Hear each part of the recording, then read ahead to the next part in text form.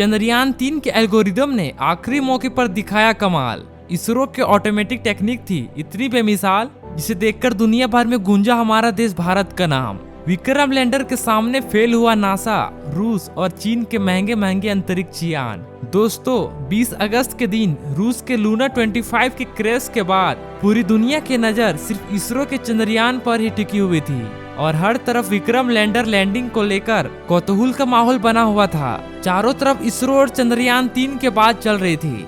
इस बीच इसरो ने इतनी बड़ी गुड न्यूज दे दी, जिसे देखकर हर भारतीय की आंखों में खुशी के आंसू छलक आया। वो पूरी दुनिया के भारत की अपार सफलता के गुणगान गाए जा रहे हैं। जी हाँ, 2014 में इसरो द्वारा देखा गया सपना आज पूरा हो चुका है और चंद्रयान 3 के विक्रम लैंडर और चांद के दक्षिणी ध्रुव की सतह पर लैंडिंग करके कमाल कर दिखाया है, जो कि अमेरिका, चीन और रसिया जैसे बड़े बड़े देश भी नहीं कर पाए। तो कैसे थे इस मिशन के आखिरी 20 मिनट? कैसे चंद्रयान मिशन में विक्रम लैंडर ने चखा सफलता का स्वाद? जानने के लिए कुर्सी का पेटी बांध लीजिए। चलिए हमारे साथ विक्रम लैंडर की लैंडिंग रोमांचक सफर पर। दोस्तों, 23 अगस्त के दिन पूरे भारत में टेंशन का माहौल छाया हुआ था और जैसे जैसे शाम करीब आ रही थी और हम सभी की धड़कन तेज होती जा रही थी, क्योंकि इसी शाम चंद्रयान 3 के लैंडिंग होने वाली थी। इसरो के वैज्ञानिक की कठिन परीक्षा होने वाली थी और यही शाम भारत की किस्मत लिखने वाली थी। इसलिए शाम के 5:25 पर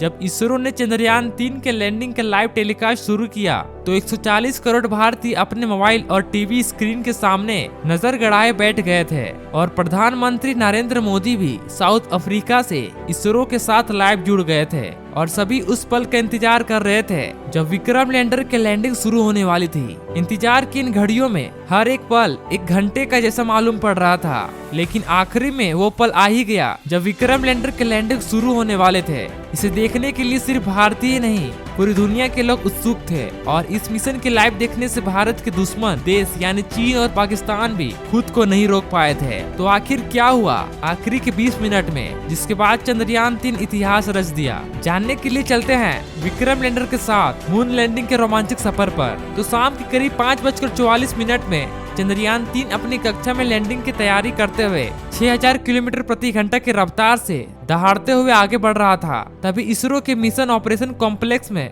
बैठे चीफ एस सोमनाथ ने आखिरी बटन दबाया और इसके ALS यानी ऑटोमेटिक लैंडिंग सीक्वेंसेस को एक्टिवेट कर दिया। यानी विक्रम लैंडर अपने आप खुद को कंट्रोल करने वाला था और इसरो के वैज्ञानिक बैठकर खूबसूरत नज़ारे को निहारने वाले थे। तो इस कमान के बाद विक्रम लैंडर ने तुरंत अपना कमाल दिखाना शुरू किया और अपनी ओर पिक छोड़ते हुए चांद की तरफ बढ़ने के पहले चरण की ओर निकल पड़ा।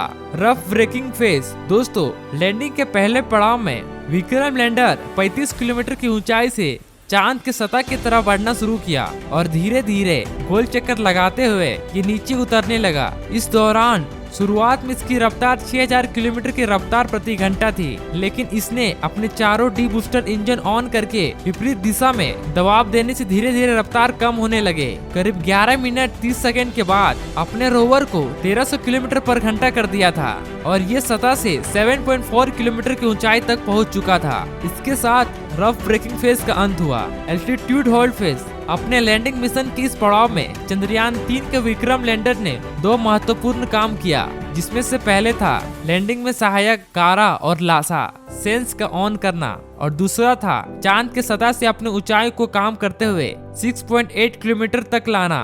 ये दोनों काम करने में इसे महज 10 सेकेंड का समय लगा। उसके बाद फाइन ब्रेकिंग फेज। दोस्तों, लैंडिंग का तीसरा पड़ाव चंद्रयान 3 की सफलता के लिए बहुत ही महत्वपूर्ण था, क्योंकि इसी चरण में पिछली बार चंद्रयान 2 का विक्रम लैंडर डगमगा गया था और चांद की सतह पर गिरकर तबाह हो गया था। ऐसे में इसरो के इस मिशन का ऑपरेशन कॉम्प्लेक्स में कौतूहल का माहौल बना हुआ था और मन में चल रही दुविधा के साथ अगले 3 मिनट निकालना वैज्ञानिकों के लिए काफी कठिन था। इसलिए लाइव टेलीकास्ट में भी सन्नाटा छाया हुआ था। लेकिन आपको ये जानकर खुशी होगी कि चंद्रयान 3 ने इस पड़ाव को चुटकियों में पार किया जी हाँ, इस पड़ाव में चंद्रयान 3 के विक्रम लैंडर ने न सिर्फ अपने पोजीशन को हॉरिजॉन्टल से वर्टिकल किया बल्कि ऊंचाई को भी 6.7 किलोमीटर से 80 मीटर कर दिया। और इस पड़ाव के अंत में विक्रम लैंडर की वेलोसिटी यानी रफ्तार 0 हो चुकी थी। मानव ऐसे में ही चांद की सतह पर बाहुबली की तरह सीना ताने स्थिर खड़ा हो। इस तरह से 3 मिनट में फाइन ब्रेकिंग फेज पूरा हुआ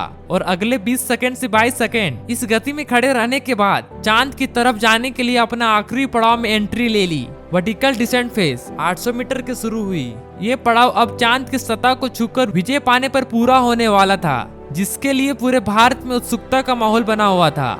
हर तरफ चंद्रयान 3 की सफलता के लिए प्रार्थना की जा रही थी।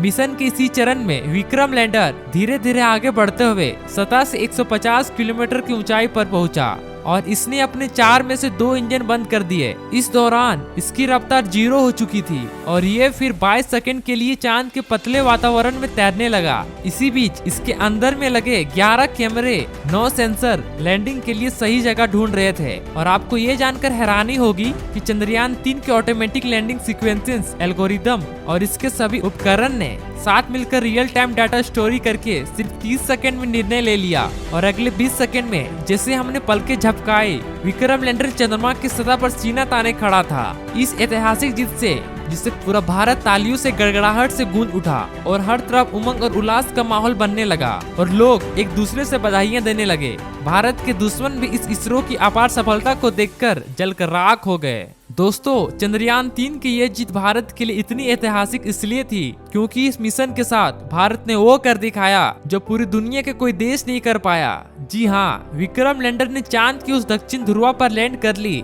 जहां जाने के लिए रूस और चीन भी नहीं कर पाया। यानी इस कामयाबी के साथ भारत दुनिया का वो पहला देश बन चुका है जिसने चांद के दक्षिणी ध्रुव पर फतेह हासिल की है। इतना ही नहीं दोस्तों, आपको ये जानकर गर्व होगा कि नासा के अपोलो 11 मून मिशन का बजट 3000 करोड़ रुपए था।